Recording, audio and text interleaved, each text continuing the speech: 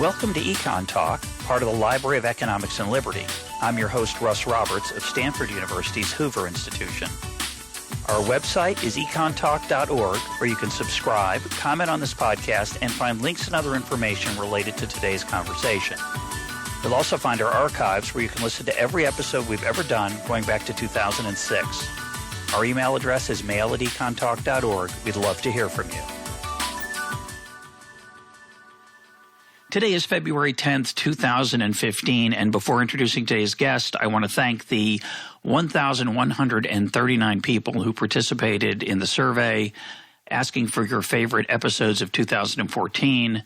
That survey is now closed. You can go to econtalk.org and find links to the top 10 episodes of 2014 and other interesting information I culled from the survey. I particularly want to thank people who commented and made suggestions and talked about Econ Talk and what it means to you, and it really it was moving for me, and it reminds me of how rewarding it is to be the host. So thank you so much. Here are the top 10 episodes as voted by you in reverse order. Number 10 was a tie between Jonathan Haidt on The Righteous Mind and Thomas Piketty on Inequality and Capital in the 21st Century. Number 9 was William Easterly on The Tyranny of Experts. Number 8, Darren Acemoglu on Inequality, Institutions, and Piketty. Number 7, D.G. Myers on Cancer, Dying, and Living. Number 6 was Nina Monk on Poverty, Development, and The Idealist. Number 5, Sam Altman on Startups, Venture Capital, and the Y Combinator. Number 4, Russ Roberts and Mike Munger on How Adam Smith Can Change Your Life. Number 3, Brian Kaplan on College, Signaling, and Human Capital. Number 2 was Mark Andreessen on Venture Capital and the Digital Future. And the most popular episode for 2014, your favorite, which appeared on 25% of the ballots, was Michael Munger on the sharing economy. Every episode was named by at least 3% of the respondents, getting a top 5 vote, which makes me very happy. I want to thank all of you again for voting and for listening. So it's very appropriate that the number 1 episode was Michael Munger on the sharing economy, because today's guest is Michael Munger of Duke University. His latest book, Choosing in Groups, Analytical Politics Revisited, written with his son Kevin Munger, is the subject of today's episode. Mike, welcome back to Econ Talk. It is, as always, a pleasure, and I am humbled and honored to have won. Well, I don't know if you should be. It probably was rigged. You probably. I do want to thank my mom for voting 400 times. I think there's some. It could just be hacking. I don't know if it was literally rigged. We did have an interesting issue about halfway through the survey. A respondent pointed out that I had left out, through a weird typographical editing error, one of the episodes. So I put that back in at that point, and so the final totals are prorated by percentage rather than by the actual number of votes. It's not – Pricewaterhouse probably is not going to sign off on this. There's some issues, but how appropriate, because today's topic is about how we choose in groups. Let's talk about that to start with. Why is that a challenge, choosing in groups? We choose in groups all the time. We figure out where to go out for dinner. When we're with a group of friends, what movie to watch, where to go on vacation with my family. Seems pretty straightforward. What are the challenges? We do it all the time, and like so many things that Hayek talked about, sometimes when we do something that we do all the time, we don't realize the sort of genius that's involved in things that we take for granted. So we as human beings do this really smoothly. And the more I thought about it, the more I thought that choosing in groups, or what I would call politics — I think my definition of politics is different from most people's, but politics is something that just comes really naturally to groups of human beings. And so it's almost on a par with Hayek's observation that if people actually understood markets, they would think of it as being one of the greatest of human achievements, but instead we take them for granted. Choosing in groups is something like the same thing. We do this really smoothly. We're naturally cooperators and rule followers, and the rules that we've come up with that we don't even think much about are terrific. And that's the marvelous part, but what's the hard part? What's the big deal? Why do you need a whole book to talk about it? I would need more than just one to talk about it. I want to give credit to one of the philosophers about whom I feel most ambivalent, and that's Jean-Jacques Rousseau. He asked this great question, and that is, how can a man be both free and yet bound by wills not his own? Because when you choose in a group, unless the group is unanimous, it's likely that sometimes you're going to disagree with what they do. If you can only do one thing, even if it's going out for lunch, we can only do one thing and we're going to choose as a group, we might well choose a place that's not my most preferred. So am I enslaved somehow by membership in this group? Now, I think that Rousseau's answer is terrifying, and the result that he ends up giving is a recipe for totalitarianism. But that's a great question. How can a man be both free? Such a nitpicker. Sorry, go ahead. The point is, it's a great question. And so what I want to define politics as is the will of the group is not the outcome. The will of the group is the way that it constitutes itself to decide. And politics is making a choice as a group and then following those rules that we agreed on in advance and then accepting the outcome because we followed the rules. So it's a mistake to say, and this is close to what Rousseau said, but then he went on and said that there's this genie called the general will, that we're actually bound by it, and if I disagree with that, I'm mistaken. Whereas, in fact, sometimes I don't want to do what the group wants, and I have to try to decide whether I still want to be a member of the group. But a group that constitutes itself chooses two things. We're going to decide as a group, and here's how we're going to decide how to decide. That's what a constitution is, with a small c. And I should give credit, this is actually James Buchanan's definition. It took me 20 years to understand the sort of complexity and depth of Buchanan's later work on constitutions. Again, small c constitutions. I am converted now. I'm a Buchananite. It's with work with Tulloch also to be clear, right? You're talking about the calculus of consent in 1962. The calculus of consent was the optimistic part. The part after that, the limits of liberty. Buchanan had several more books by himself, including the book with Congleton, Politics by Principle, Not Design. Was a landmark, and it was Buchanan himself that kind of went off in a different direction. Tulloch gives us a lot of the idea of people as rational and problems that you would have, but Buchanan retained a kind of optimism, and this is what in this book I would want to share. Don't throw out the fact that people choosing in groups can make themselves better off than people choosing as individuals. So the problem was public choice often seems to boil down to the idea that voters and politicians are just as self-interested as consumers and the CEOs of corporations. That's true, but we also need to think of what Buchanan, and this was just Buchanan, called politics as exchange, that we need a different kind of institutions to be able to cooperate in groups, because bilateral or even corporate, together kind of contracting doesn't work. We need politics. Okay, so you just said a lot there, and we might end up spending the rest of the time trying to unpack some of that. I want to go back and have you repeat what your definition of a constitution, small c, meaning a set of rules. That's the small c rather than capital C, which might be a particular constitution, like a document like the United States Constitution.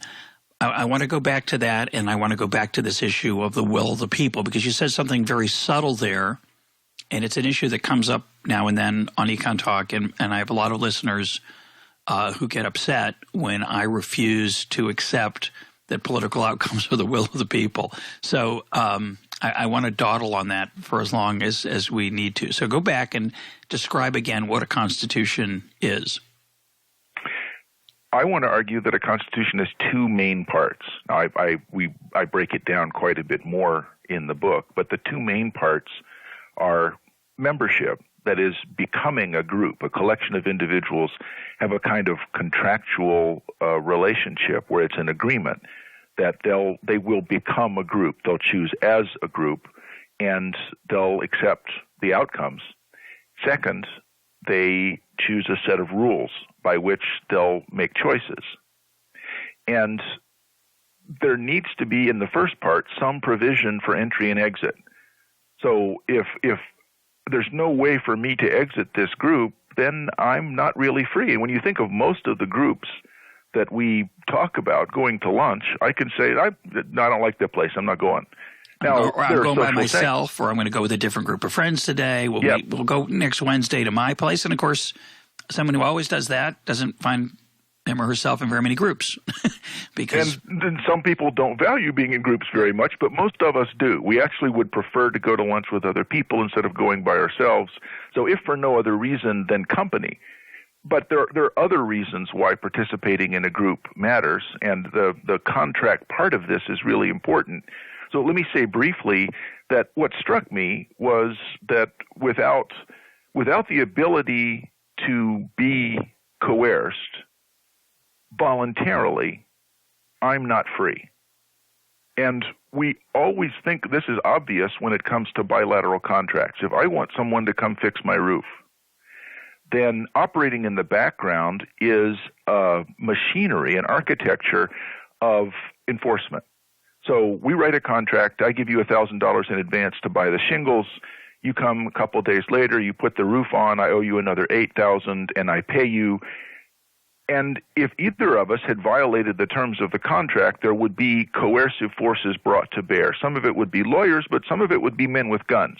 Now, it doesn't have to be the state. The thing is, it doesn't have to be the state, but there has to be some recourse to punishment. And for failure to comply with the terms of the contract. And if I can't do that, we couldn't sign the contract in the first place. So I actually want that.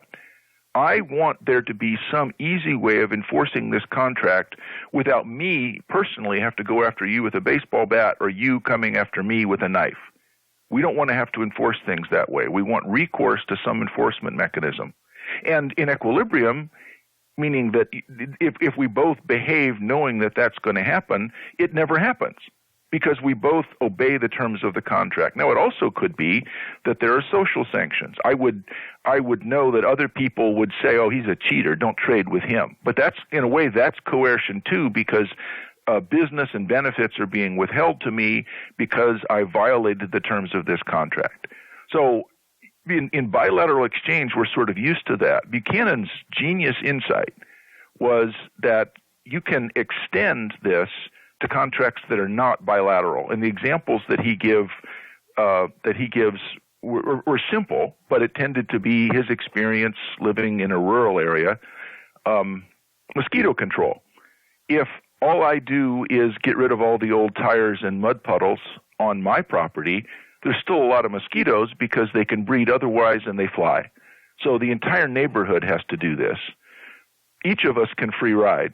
What we'd like to do is have an agreement, but the agreement is not enough. Hobbes was right when he said that covenants without the sword are but words. Madison was right when he said that these kind of contracts are just parchment barriers.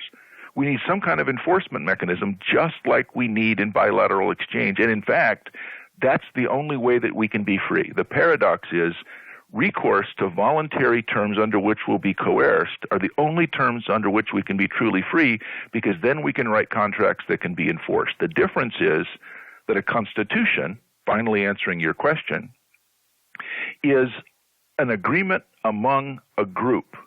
It's not bilateral. There's not prices. What there is instead is an agreement about performance, and it may be that if we're producing public goods, we have an obligation to pay what looks like a tax, but is actually our contribution to the performance of the contract. And I need to have some way that I can leave. Just like when we're going to lunch, there needs to be some way that I can get out. You can't just say, well, you living here is tacit consent. It's as if you signed the contract. We have to have actual consent, not tacit consent, which is why I'm not so sure that states and governments satisfy the conditions that I'm laying out.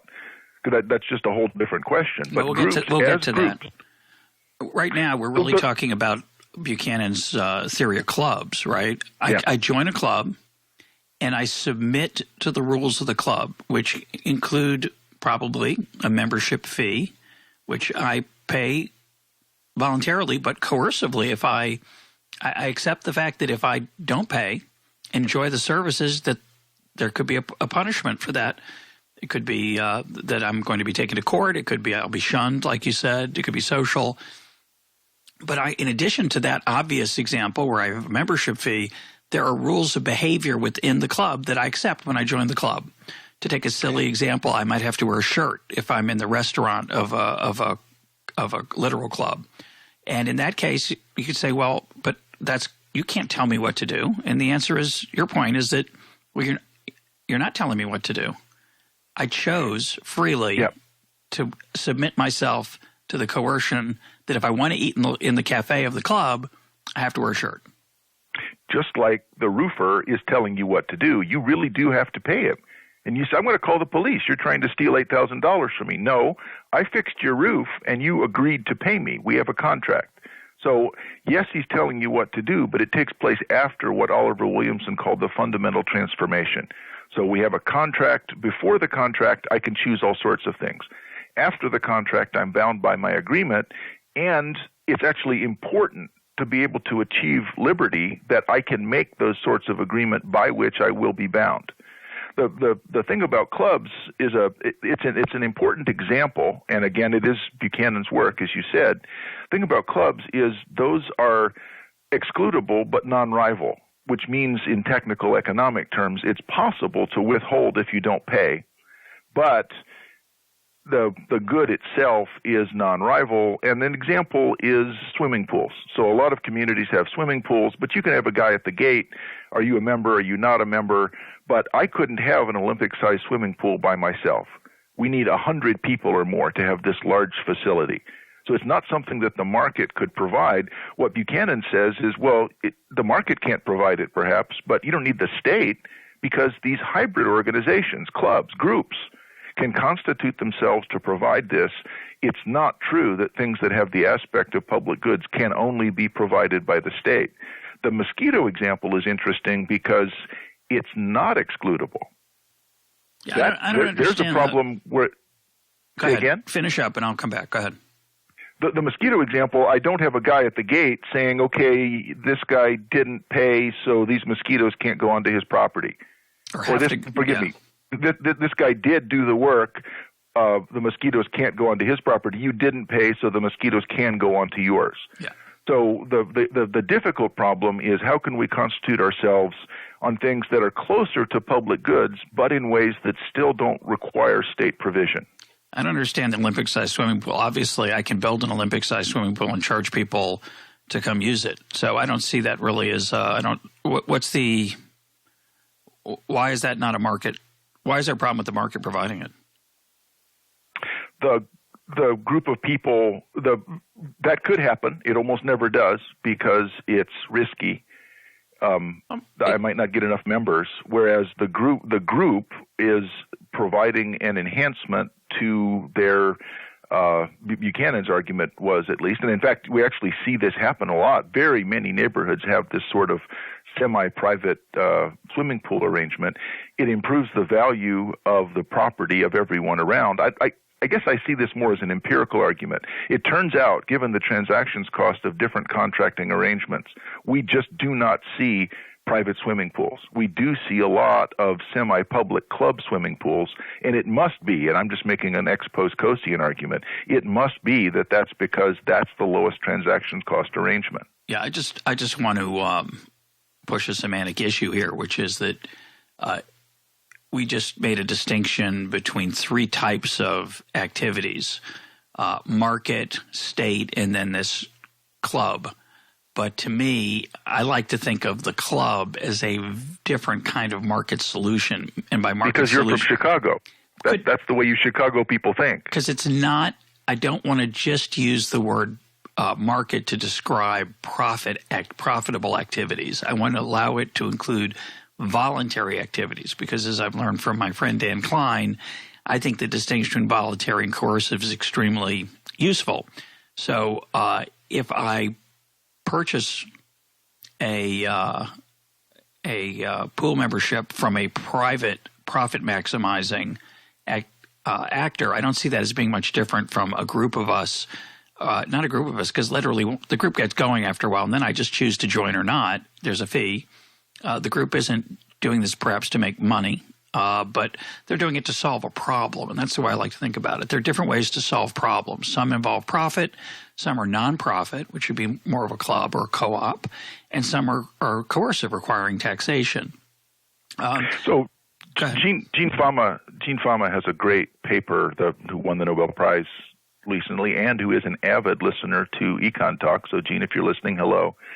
It has a couple of papers in 1983 about the choice of institutional form as a way of making firms better able to provide these kinds of services. And I think in that sense, it's fair to say it's a market. Maybe we shouldn't get hung up on this, but the series of papers that Fama wrote also said that you want to take this out of the for-profit zone just because people are more willing to make donations for whatever reason when they have a membership stake rather than an equity stake. And what you're really doing there is you're price discriminating, right? What you really want to do in some of these situations is charge a really high fee to some people who either because they value it a lot or they just like the whole enterprise. And that's awkward to post those. So what they do instead is they post a relatively low fee to get a lot of members, and religious institutions do this all the time, and then they collect, and schools do it that are privately run. They collect larger amounts from certain people using social pressure, using rewards, using the desire for people to be lovely, and they're able to then get different amounts from different people the way they would not normally in a poor profit situation. Yeah, well, I think you have now clarified that this is, I shouldn't say only a semantic distinction because definitions are important. I think there's a public-private difference. You might say a voluntary, coercive, or state market difference. We agree it's private, and the private voluntary part is what's interesting. Yeah, I like that. Agreed.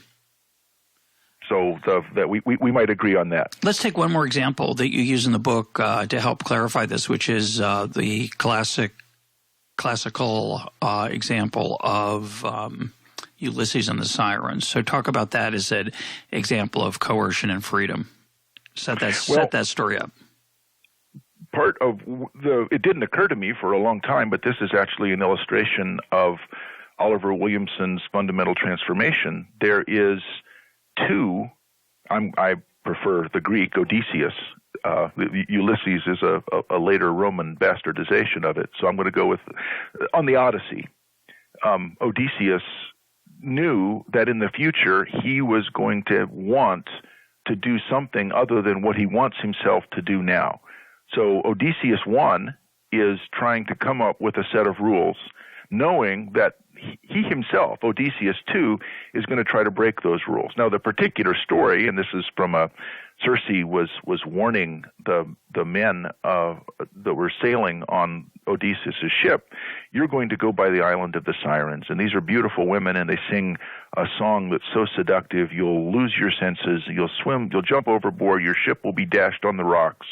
And all the rocks around the islands of the Sirens are covered with the bones and wreckage of sailors and ships that were unable to resist this very seductive song. So your sailors block up their ears with wax and cotton so that they won't be able to hear. But you, Odysseus' suggestion, right? Yes. Not Circe. Well, but Circe says this is what you need to do. Okay. And then yes, Odysseus does it. But the reason I'm setting it up this way is that, let's remember, Odysseus is the one giving orders. Now, that's a perfectly plausible orders. Okay, you guys, we're going to a dangerous place. Block up your ears with wax and cotton. Fair enough. Okay, we'll do that. But then he gives them a weird order. Second, disobey my orders. I order you to disobey my orders. Wait, what? You're the captain. If we disobey your orders, this will be mutiny. Nope, I mean it. You must disobey my orders because I know that future Odysseus will be unable to resist this. So this is before and after the contract. I know that before, I want everybody to pay taxes. I also know that afterwards I might want to cheat if there's not some arrangement for making sure that I and everyone else also pays their taxes. So the interesting thing is this looks coercive. Suppose you were on another ship. So what Circe said was, bid your men, when you start telling them to set you free, to bind you ever more tightly. So when you order them to untie you, tell them, if anything, tie you more tightly, because you'll be struggling to escape. Yeah, you left out the part that Odysseus himself, using the prerogative of the captain, left the wax out of his ears because he wanted to hear the song, but then instructed his men to lash him to the mast so that he would not be free to steer the boat toward the rocks because of the seductiveness of the singing. So and he won't jump overboard. Correct. So he's telling them in advance, tie me up, and if I struggle, make sure that the ropes hold tight and don't listen to my orders to untie me, which I will probably disobey my orders. Right. Which, by the way, reminds me of one of my favorite scenes in Young Frankenstein when Gene Wilder says, no matter how much I beg, don't open that door. And when the moment comes, of course, he desperately is begging and pleading, and Terry Garr is filing her nails, and Igor is whistling or something, and they ignore him because they told him to. Yeah. But he ordered them to. That's Frederick Frankenstein 2.0, and it's too bad because 1.0 said don't open the door. So that's the symbol that's on the. If you look at the cover of the journal that Buchanan started, the Constitutional Political Economy, there is Odysseus bound to the mast. So the question is, can we come up with a set of rules that will bind us after we may decide we don't want to follow them anymore, maybe because we disagree with the outcome? Because if we can't, we won't really be free. Odysseus would not have been free. They would have had to take a different route if he couldn't have done this, or he would have had to put wax and cotton in his own ears. He wouldn't have had the option, which he wanted, was to hear the song and not die. So let's now get to the will of the people. And I'm going back to your earlier comment that started this piece of the conversation off. Basically, you're arguing, if I'm in a group, and I'm going to emphasize this because I want to come back to this point in a second, if I voluntarily accept membership in the group, this could be a contract and a bilateral exchange, but we're talking about politics, so it's not bilateral typically. It's a group of people. We constitute the group. I choose a set of rules. Choose a set of rules. And then even if I don't like the outcome, of which some of the people almost by definition will not, I abide by the rules, by the outcome, certainly. But you are also suggesting it has some sense of capturing our will. And I'm going to fight you on that for a little bit. So try to make the case. Again, it's the fundamental transformation. I start out as an individual. Now, if we're talking about states, I really don't. I would have to be a member of some group because I can't possibly survive on my own. And so we usually tell this mythology about tacit consent when it's a state, that if I live within a state, that I'm agreeing to its rules. And David Hume compared that to I'm drugged and taken aboard a ship, and then I wake up the next morning and we're 100 miles out at sea, and you say, well, you don't have to stay on the ship. You can jump overboard and be devoured by creatures of the sea. That's not really consent. That I was taken aboard without my consent. What I want to argue is I don't have to board this ship. I can board other ships or I can survive on my own. It's my choice to say, looking at these rules, I'm going to accept these outcomes. And that's the agreement that I sign. Now, I admit that that's a pretty difficult condition to meet, and many of the groups that we might think of as being coercive, that condition might not be met. But my point is there's an existence proof. The will is to say, I think that I'm going to be better off being a member of this group, and one of the things I would want to know is, what are the exit provisions? What do I have to do to get out? So the sort of example that we might worry about is a homeowners association in a neighborhood, And we start out, we have a set of rules for the homeowners association. It happens where I live. There are rules with you can't plant a tree or cut down a tree. You can't paint your house without permission from the homeowners association.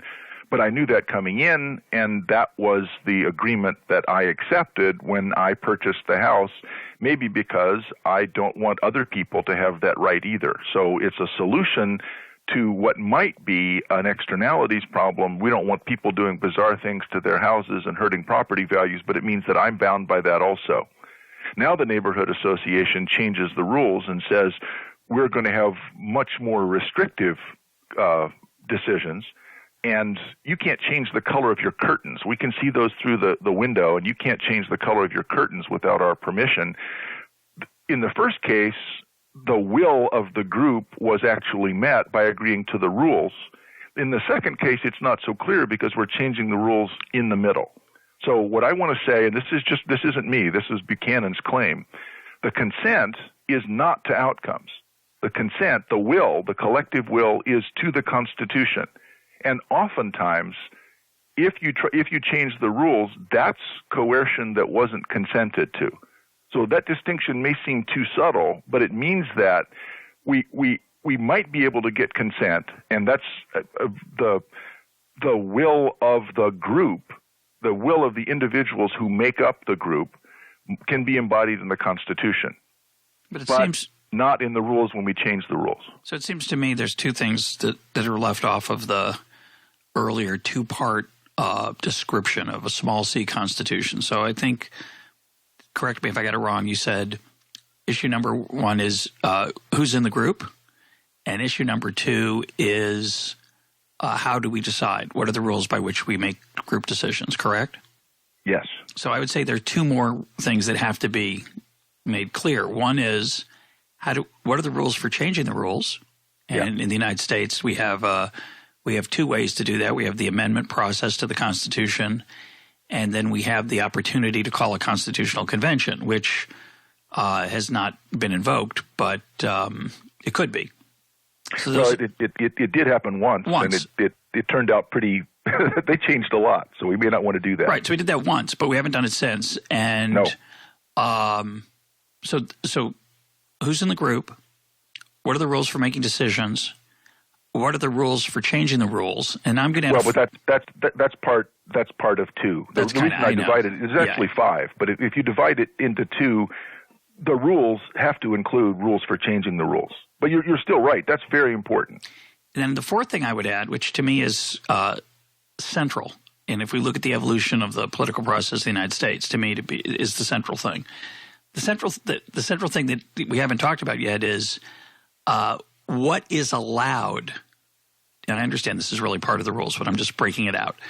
What is allowed to be decided on is everything up for grabs. So because that's obviously there's 2 points to be made there. One is that's going to affect my willingness to join the group. And secondly, how much leeway is there in the actual outcomes relative to the rules? Because we know the rules can't specify all situations. So there's some dimension of discretion on the part of the officers, politicians, whatever it is, about what the rules actually are. Because we don't want to write a set of rules that cover every conceivable situation. That would be impossible because of the knowledge problem, information, transaction costs. It'd be expensive to try, and we'd fail. So by definition, so if the rule says that the homeowners association has the right to decide aesthetics, physical attractiveness, which means that would allow, say, the cutting of the lawn requirement or painting of peeling paint, et cetera. But does it allow curtains? At the time, everybody said, of course not, when they created the group. But a later head of the homeowners association who's got this thing for curtains suddenly decides that's part of the aesthetics, and there's a case to be made. So to me, there's a big range of discretion, uncertainty that possibly when the group is first constituted, it's pretty unanimous. There's a real consensus over what falls within the rules, but there's some slippage over time. And I see that when I look at the U.S. Constitution, and I, of course, totally agree with you, as every, I think, listener will imagine, that I don't see the U.S. political system as a consensual act on my part. I'm a Humean there. The Constitution seems to have drifted. What would have been allowed in 1850 isn't allowed or is allowed in 1950. And as a result, the authority of the state has been expanded. It includes what I drink, what I do in my bedroom, my kitchen, et cetera, et cetera. Those extensions or changes seem to me to be the challenge that any of this noble overarching story has to do with reality, is that it sounds good about we agree to the rules, but the rules don't always it's not clear what the rules apply to.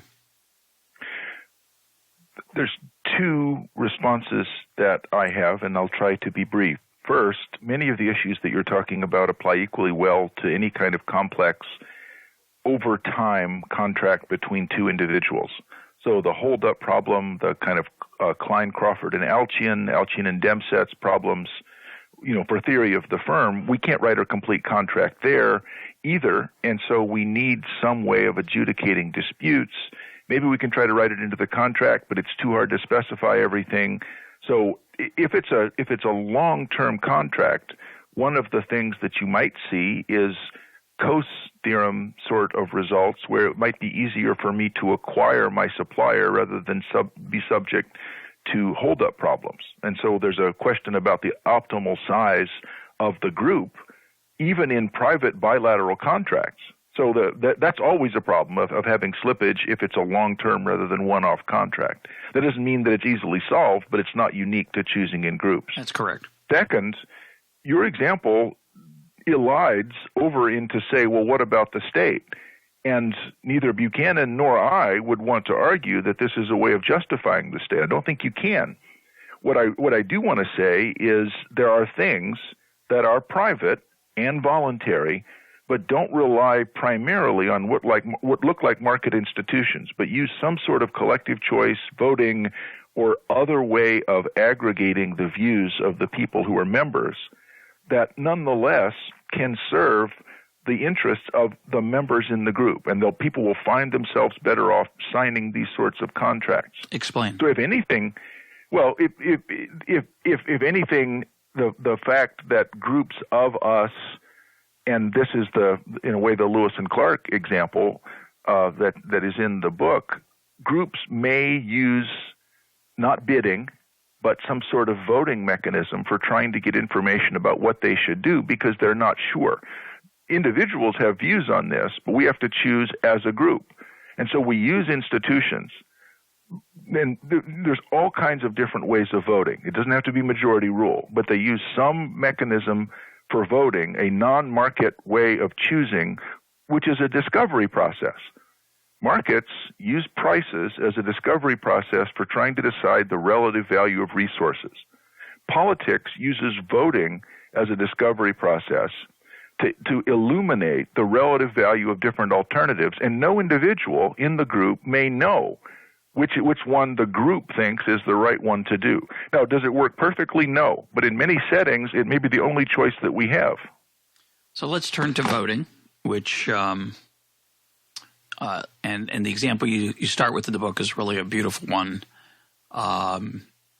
It's a little bit complicated, but the gist of it is that Lewis and Clark and their expedition, which starts off as being all men, but they later add Sacagawea, a woman, but it's mostly men.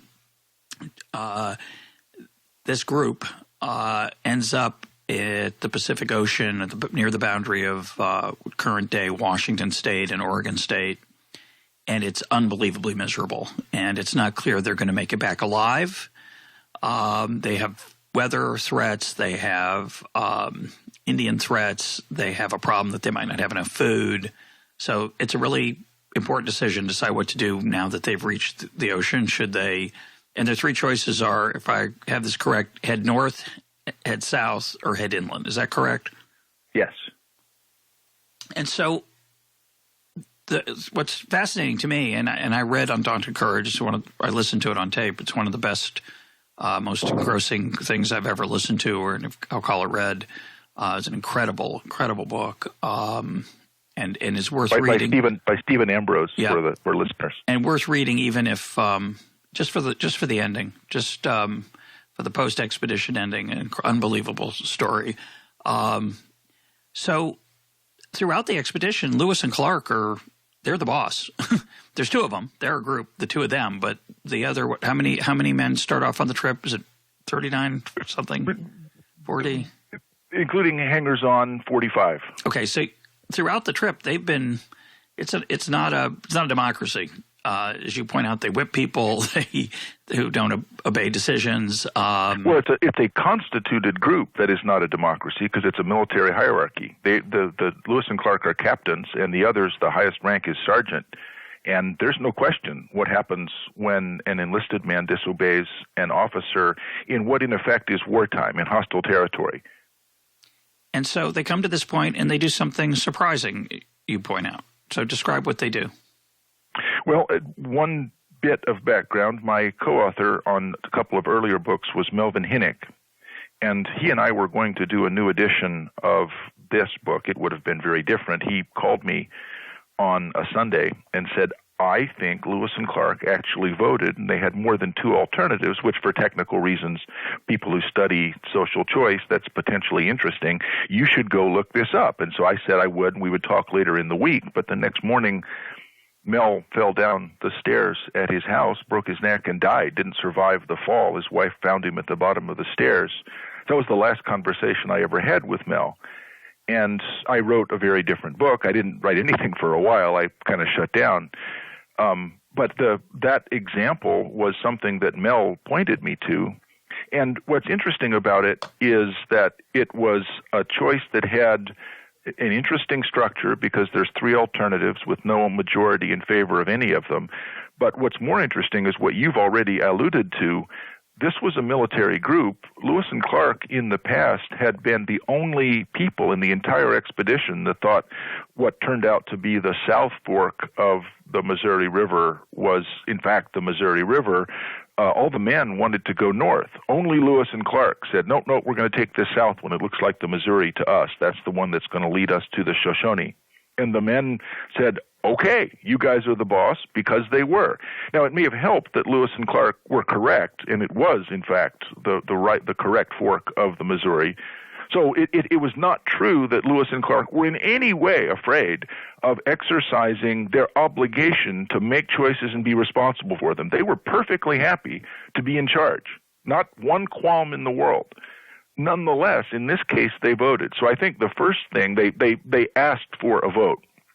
So I think the first thing that's interesting about this is Lewis and Clark themselves must not have had very strong views. They weren't sure which one was the right thing to do.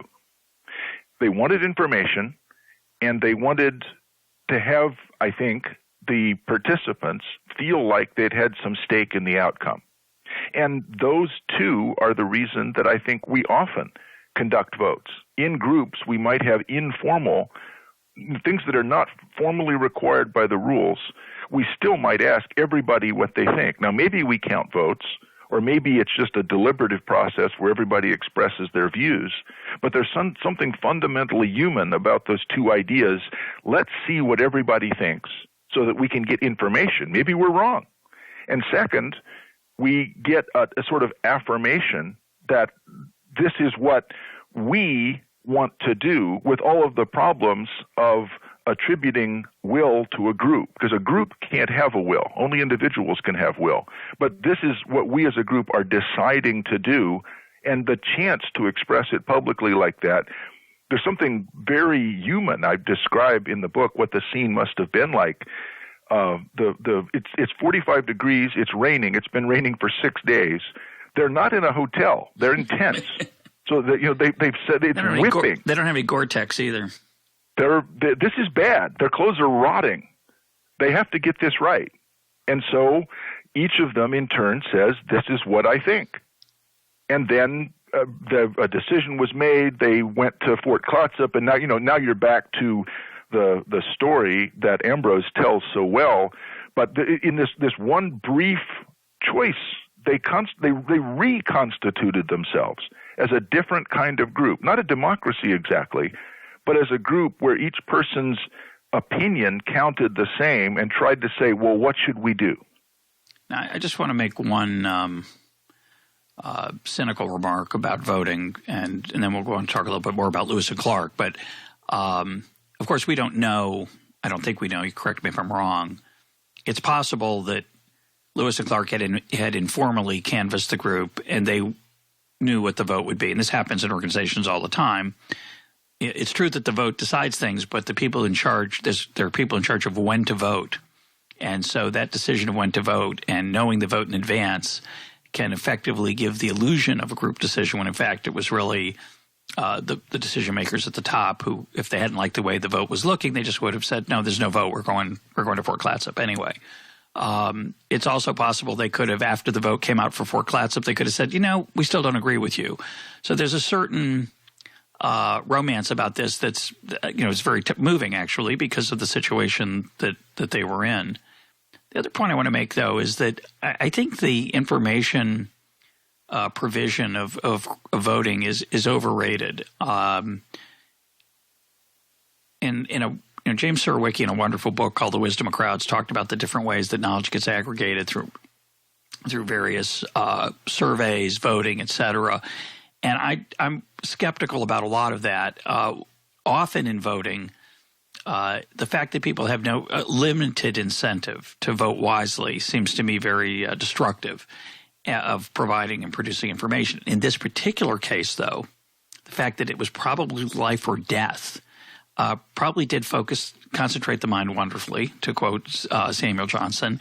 And so maybe they paid a little more attention to what they voted on, and maybe they spent a lot of energy arguing with each other to try to help produce that information about what was the best choice.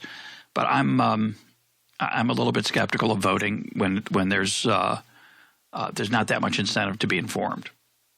Sure. The problem is compared to what? And the impulse that you mentioned, voting can certainly be manipulated, and that's what most of the rest of the book is about. Yeah, well, we're going to talk about that.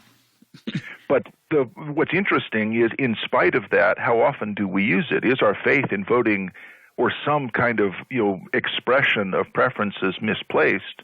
And a lot of times, I don't know what else you would do. 5 of us want to go to lunch. Somebody says, where do we want to go? Well, they don't really mean that. What they mean is, where do you want to go? Where do you want to go? Where do you want to go? And it may turn out we all have the same view. We probably don't. And so the first thing we're doing is collecting information about what people want. And that's not voting exactly. That clearly provides information. Then, though, we have to say, all right, given that, what are we going to do? Problem with voting is it collapses the information gathering and the authoritative result into one.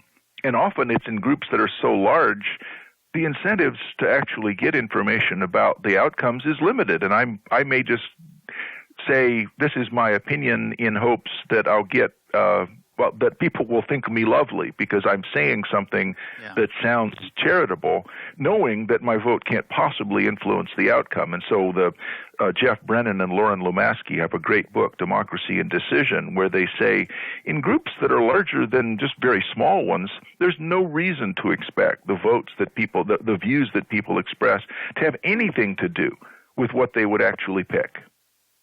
But in this group, I think for Lewis and Clark, it was striking that they had chosen to have a vote. And I think the thing that's important to remember about Lewis and Clark is that it turns out that Fort Clatsop, the choice they actually made, was really only tied with the next best choice, which was to go north. So there was no big dispositive outcome. And Stephen Ambrose, in his account of this, I wouldn't say that he gets it wrong, but he has the wrong emphasis. And everybody has the wrong emphasis. They over-romanticize this. So the sort of trick about using this example is, yes, it's great that they had this vote, but it didn't settle anything. Probably what Lewis and Clark thought was, well, darn, now we have to decide because there's no majority in favor of anything. And according to one of the accounts, depending on how you count the votes, it's really either a tie or very close to a tie. There's no majority. What I thought was cool was that there were 3 alternatives. Why? Nobody said there's going to be 3 alternatives. It was because there were actually people advocating for each of these three, and so they narrowed it down to that because those were the three camps or factions. Yeah, so it was a way.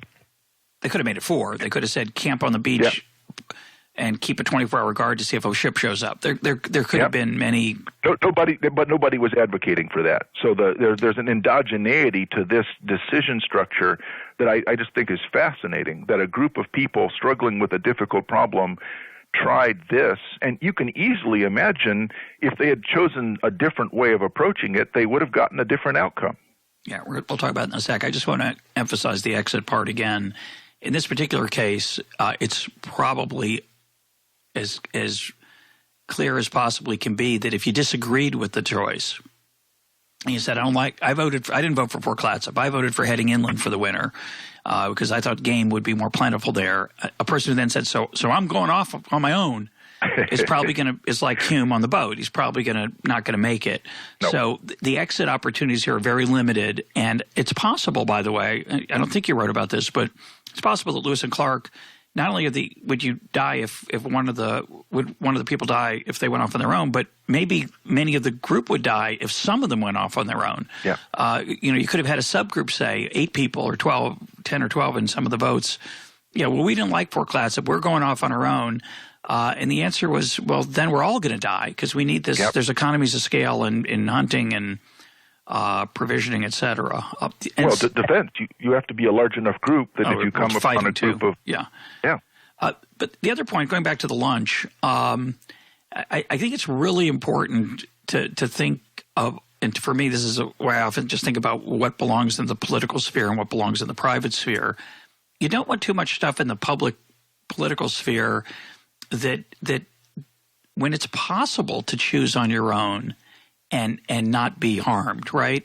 So if I choose, for example, to be a vegetarian inside my home, and the homeowners association says we just don't like the idea that there are people who are vegetarians here, that's going to make it, even though no one else can see it, except maybe when I'm opening my car to take out the groceries, or vice versa. We won't have any meat eaters here.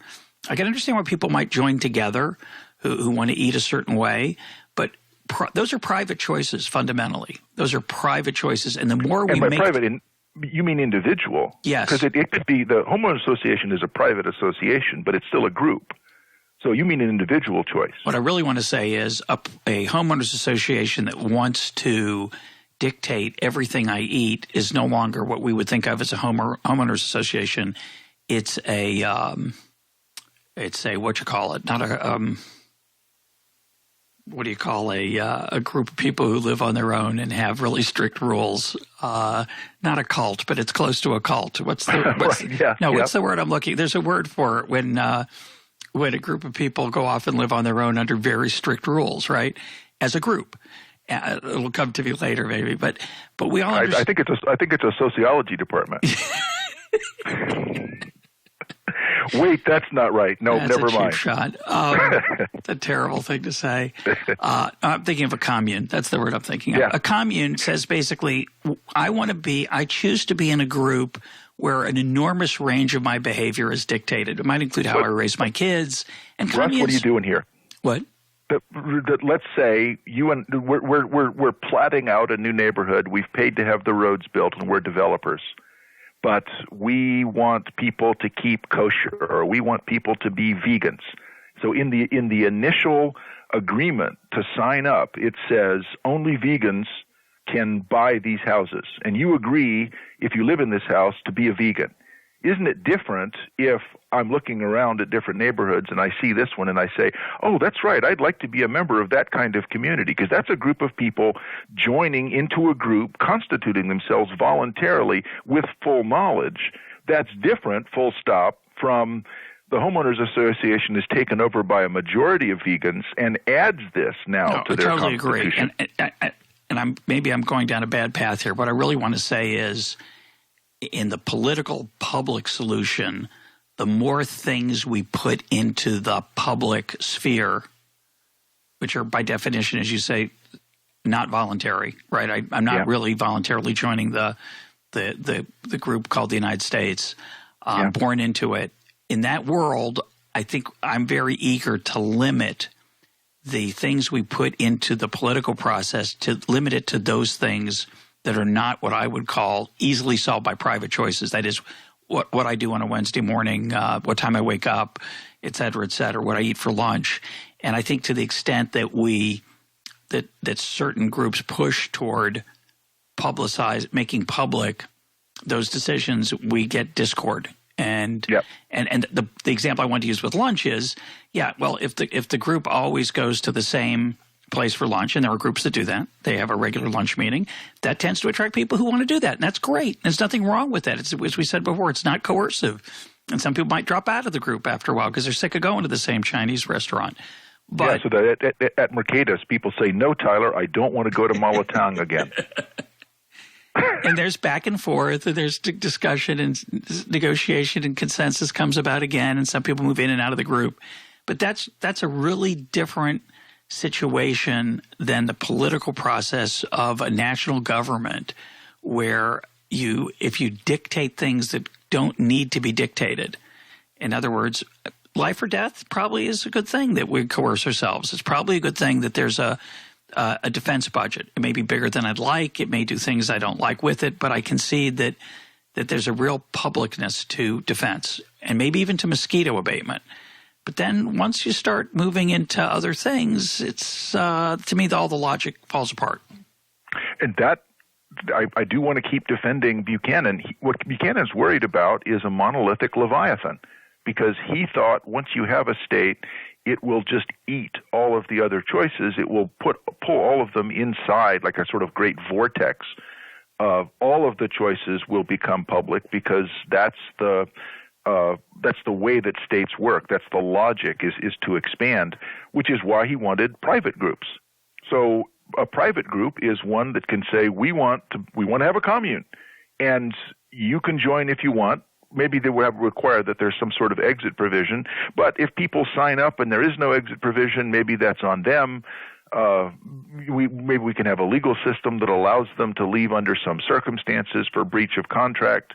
But allow any sort of private group that you want as a group, choosing as a group, not contracting through markets, but that's actually the way that we can limit the size of the state and say, if you want to do that, form your own group. Don't force everyone to have it, because that's coercive. And that comes back to an argument we're not going to get into, but about what's the correct size of the body politic and the advantages of a state system, or pushing things down to the local level rather than having them be imposed across all districts. And there are a lot of advantages there's trial and error advantages to having lots of districts and less national political solutions, for sure. And so Buchanan was a Federalist for that reason, but since we're not going to get to it, let me just put in a plug for Vincent Ostrom and polycentrism, where you have this reflective, adaptive set of changes where you recognize that the size of the group should correspond with the size of the externality or public good that you're trying to internalize. That's what I wanted to say. That's what I was trying to say.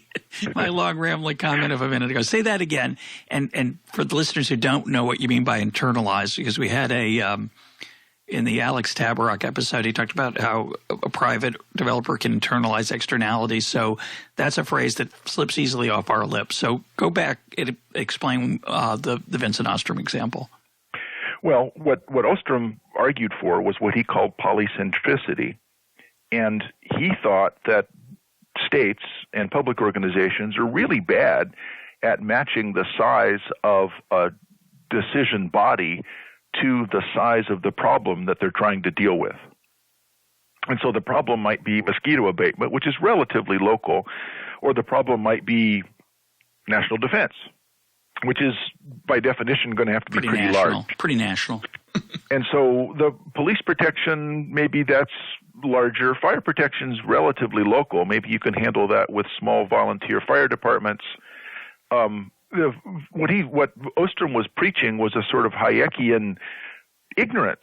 I'm not sure of what the right scope of this should be. So let's try to match the size of the group that decides with the size, and I'm using air quotes, the size of the problem And by size, I mean, what's the extent of it? Is it a neighborhood? We'll let the neighborhood work on it. Why would the state dictate to neighborhoods that this is a neighborhood problem? Let's let them choose. So we're not sure about this matchup. And by internalize, all we mean is a way of solving the problem that the group would be satisfied with. And so we're back to the Buchanan and Tulloch distinction, which Vincent Ostrom took and ran with. If the group is larger, the decision group is larger than the size of the problem, you're going to impose unnecessarily a uniformity of choice when you could have diversity of choice. This neighborhood wants to do this. This neighborhood wants to do this. Why have a one-size-fits-all solution when the different groups in choosing, all of them could be better off because they don't have to accept a single outcome, which is what states do. That's really all states can do, is say, here's what we think, and that's just not true. We don't think that. And just as we don't go out to have lunch with 2,000 people every day, there's some optimal size of the group with an understanding that not every day you might be happy, but most of the days you would be, and you're willing to enjoy the company of the group. You're willing to go to a place you don't love because the company of the group is special enough to you. It's also hard to talk if there's 20 of us. So if there is 20, we'll probably break into two, and we just do that naturally. We figure this out. And so Vincent Ostrom is hard to read, but the insight of polycentricity is brilliant, because it means that we're not sure, and we may have to adjust it over time. So, now that we didn't talk about it, we talked about it. Yeah, and I'm going to just add that when you just said in passing, maybe fire departments could be voluntary, and I'm sure some listeners said, well, that's a wacky utopian idea. But, of course, in many times throughout the world, private voluntary fire departments have been effective. I'll put up an essay from the Library of Economics and Liberty. I think it's by Fred McChesney on this. I hope I have that right. Well, we've gone for about an hour, Mike. We're about a chapter into your book. What I would like to do is very quickly lay out, and by quickly I mean in a minute or two, some of the issues that arise. We've just gotten to some might say the interesting part, which is voting, and the actual what are the consequences of particular rules. And you raised a tantalizing example of when there's three things to choose from, things get surprisingly complicated. So just very quickly lay out some of the issues that arise with voting, and then maybe we can have another episode of Econ Talk to talk about how voting works and doesn't work. The difficult thing about specifying rules to decide how we're going to decide is, one thing we have to do is decide how to change the rules, as you already said. But the problem with deciding how to change the rules is that people they'll select rules based on what they think the outcomes will be. And so if we disagree about outcomes, we'll disagree about rules. And that means it may be difficult for us to make a decision that's actually defensible. The difficulty with using majority rule, or what many people would call democracy, actually to decide things, and particularly to attach moral force to it. And I see this all the time. People say, well, that's what the majority wants. Who cares? Why would you expect rectitude from the multitude? Why would you expect one person who you think selfish and I can't trust, if you put them together into a mob, why would I say, okay, that I trust? If it's a mob, it's a bunch of people, I trust them. But the thing is, there's an additional technical difficulty that I don't know why isn't taught in high school. And that's what often is called Condorcet's paradox, although in the book we document the fact that it dates to the 11th century. Interestingly, it's a very old result. And the simple version is that if there's three choices, three choosers, and disagreement, democracy may be radically indeterminate. So if there's three choices, three choosers, and disagreement, democracy may be radically indeterminate in the sense that the sequence, the rules, all of those things have more to say in determining the outcome than the preferences that we think we're trying to aggregate. The real problem is that will not be apparent to the participants. So unless they've read your book. And they should absolutely all buy the book. I mean, I've made presentations to groups of visiting scholars from India, China, and they hear this and say, "This can't be true. No one ever told us this before." Well, it doesn't follow. I'm trying to tell you now. So what that means is this is actually terrifying. Democracy is radically indeterminate. The outcome can be manipulated, but that manipulation will not be apparent to people unless they have seen this technical result, which means that you can have shamans, people who know the rules, be in charge in ways that are tantamount to dictatorship. So we should be very skeptical about claims that this is what the people want. I think ontologically, that is in terms of existence, the idea of the will of the people is a genie or will of the wisp that we shouldn't really believe in. But for technical reasons, that notion of outcomes being the will of the people, we should be very skeptical about. So rather than postpone this to another episode, now that you've launched into this so eloquently, why don't you talk about what do you mean indeterminate? You have a vote, you get an outcome. What's the big deal? The way that you just said it is correct, and if that's all people would interpret it as, then I would agree. So here's what I would say. Individuals have wills. Now, they may be confused. There's behavioral economics that would say maybe my preferences can be manipulated, but I have objectives. People act purposively. If I have better information, I'll make better choices.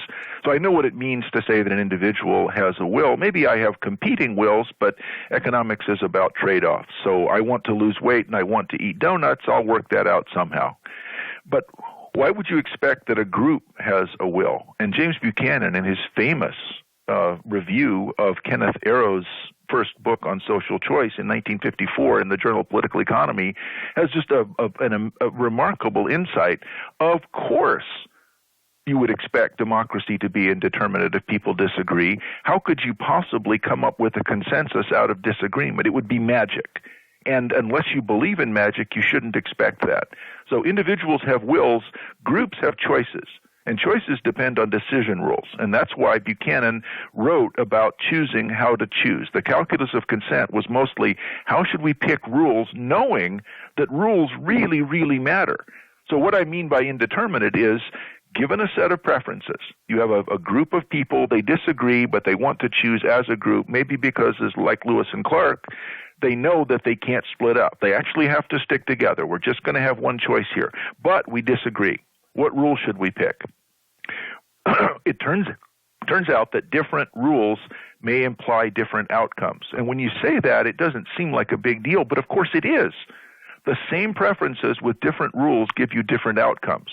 Well, if that's true, the choice of rules is tantamount to dictatorship. Whoever can make the rules that they want can get the outcome that they want. So what I mean by indeterminate... And if people don't know that, they're very vulnerable. Well, the people who make rules, of course, would always say, we're going to do what you people want, and here's the way that we're going to decide that. So the difficulty when I say democracy is indeterminate, we tend to think of voting procedures as being epistemology, that is knowledge. We know that the voters want something, and we're just going to use voting procedures to try to figure out what that is. That, on its face, sounds like it makes sense. It just turns out not to be true. Often, a majority is opposed to every alternative. A majority is opposed to every alternative, which means that we're basically playing rock, paper, scissors.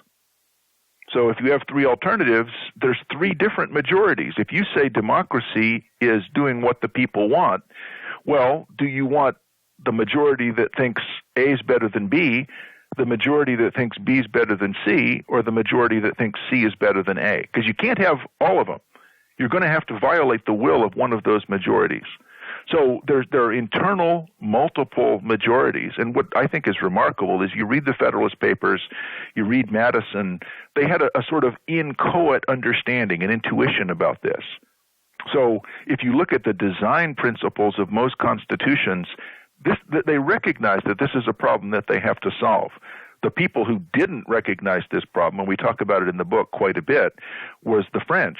And the period after the French Revolution, 1792 to 1794, you actually see the indeterminacy of democracy at work with all the chaos and killing that would imply. So it's literally indeterminate in the sense that they couldn't make a decision and stick to it, and the result was revolution and dictatorship in the form of Napoleon. So this example of and this arises typically with three or more choices. One way to I'm sure some listeners are going, what are you talking about? One way to see it is it matters the order in which you vote. So if you vote A against B, and then the winner of that goes against C, you might get a very different outcome if you voted A against C and the winner goes against B. And there's some nice examples in the book of how that can happen.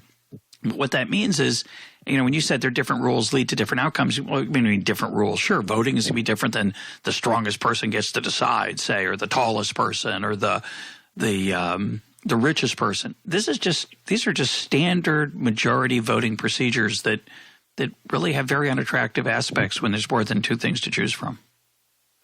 I often, if I talk to go to a retirement home or something, I'll just say, let's try this voting rule. And people will say, all right, that makes sense, assuming that it's neutral. But it's not. So this is not, trial by strength or a 5-mile race. These are different, apparently equally plausible voting rules. The differences should be innocuous, but they're actually determinate. So if the choice of rules is determinate, the choice of preferences can't be, which is why I say democracy is indeterminate. We want to go from what the people want to what the government does, but what the people want is not determinate because it depends on the rules. Which allows, say, a chair of a meeting who decides what the order of the vote is, which seems totally innocuous, to actually control what the outcome is, if the chair knows enough. The alternative that some people will say when I make that argument, because that seems bad, if the chair can use what looks like democracy to pick the outcome, that's not really democracy. But they say, oh, wait, but people can vote strategically. Wait, what you're saying is that the voters can lie about what they want and thwart the will of the chair. That can't possibly be what you mean by democracy. Voters lie in order to prevent being manipulated by a dictator. That just sounds like dictatorship to me. And, of course, political institutions in most situations, in fact, almost every situation, it's never as simple as, well, we'll just have a vote and we'll abide by the vote. Occasionally in life, and I gave the example, Lewis and Clark, that they could have changed their mind about the legitimacy of the vote if they didn't like the outcome. Similarly in a family, I can have my children vote. If I don't like outcomes, I can just say, I'm in charge here. I'm gonna. Yeah. But in fact, in most political realities, we don't use majority rule.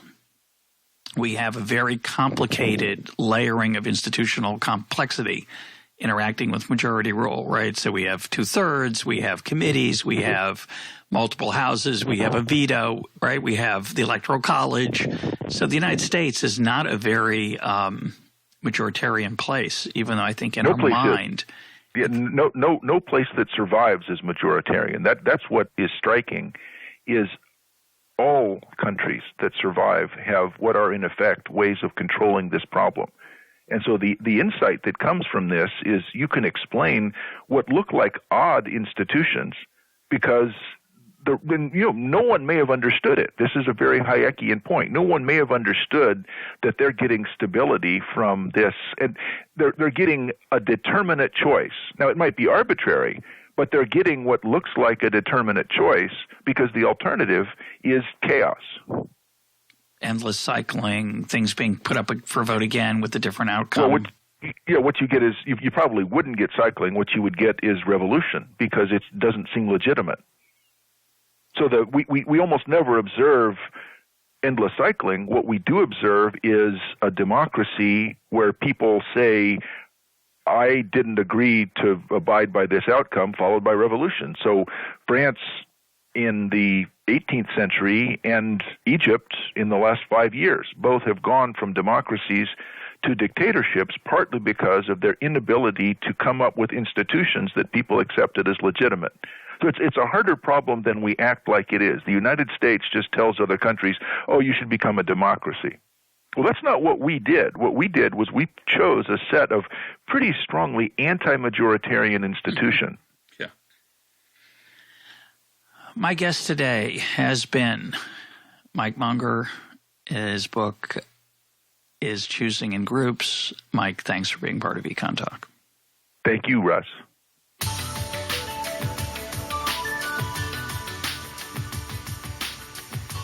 This is Econ Talk, part of the Library of Economics and Liberty. For more Econ Talk, go to econtalk.org, where you can also comment on today's podcast and find links and readings related to today's conversation.